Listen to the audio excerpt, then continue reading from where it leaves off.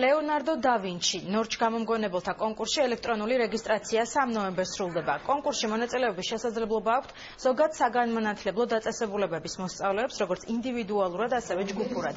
ნამუშევრების ელექტრონული რეგისტრაცია განათლებისა და მეცნიერების სამინისტროსა და ფონდის ვებგვერდზეა შესაძლებელი. პედაგოგებს დეტალური ინფორმაცია დღეს განათლებისა და მეცნიერების მინისტრის მოადგილემ და შოთა რუსთაველის ეროვნული სამეცნიერო ფონდის გენერალურმა დირექტორმა მიაწოდეს.